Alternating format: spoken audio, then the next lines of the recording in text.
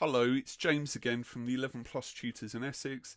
Today I'm going to be talking about an interesting topic, which is how the Essex grammar schools came in as a whole in the whole country, according to the Times Parent Pal league tables that are produced every year, and everyone pays great attention to those. And then the top 10 schools as a whole in Essex. Very interesting. So let's dive in. Let's take a look. First of all, we've got Colchester Royal Grammar School that came ninth in the whole country. That's very, very impressive. There are some very, very strong schools in the top positions. And if you subscribe to the Times, you can actually see the league tables in their entirety. The school that's number one actually has 2 different 11 plus exams just to get in. So a position of ninth is very impressive. Then we have King Edward's School in Chelmsford, that came 11th. And then we have Colchester County High School for Girls that came position 13th. Really impressive results. What's interesting is Colchester Royal Grammar had some interesting criticisms from Ofsted. But none of those were about academic attainment. So I've had parents expressing concerns about Colchester. I wouldn't be concerned, okay? What you are interested in is that 9th position in terms of GCSE results. So I definitely wouldn't have any hesitations about sending a child there.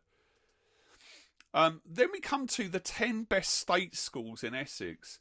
And what's interesting here is we've got Colchester, then King Edward's, then Colchester again for the girls, then Chelmsford County High School for girls, which just slipped below Colchester. It used to be above, now it's slipped just below. Still very, very strong, very competitive school, very high standards.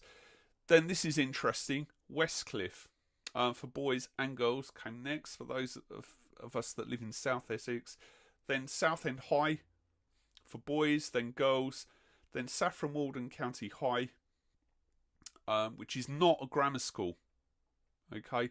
But if you look at the socio-economic demographics for Saffron Walden, you'll probably understand why that came pretty high up. Then Brentwood Ursuline Convent School, again, that has some selectivity based on religious faith. And if you look at the socio-economic demographics of Brentwood, you'll probably understand why parents are keen to try and get their kids into there if they didn't make it in the grammar school exams. Then St Martin's did really well. Then we've got Davenant. Then St John Payne in Chelmsford. So St John Payne's did really well. It is selective on religious faith, possibly a backup if the grammar school route doesn't work out and you live in Chelmsford. But you have to have there is a religious criteria for getting in.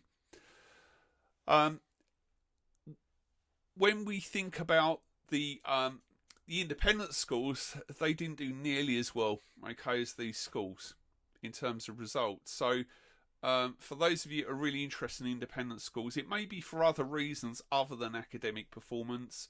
But I would probably urge you to sign up for the Times just to take a look at the league tables, because often what we hear from other parents and rumours and so on is not always reflected in the actual league table results. Now, I would have loved to have shown you live the Times league tables today in my video, but I'm not showing those because of possible copyright concerns in terms of streaming the actual website, which is behind a paywall. So that's why I've not done it. So I've just summarised my observations in a PowerPoint for you. I hope you've really enjoyed that. And please put any questions in the comments below. And bear in mind that all of the major grammar school areas are covered by my tuition company, the 11 Plus Tutors Limited, or the 11 Plus Tutors in Essex. I hope you've enjoyed that. Thank you and goodbye.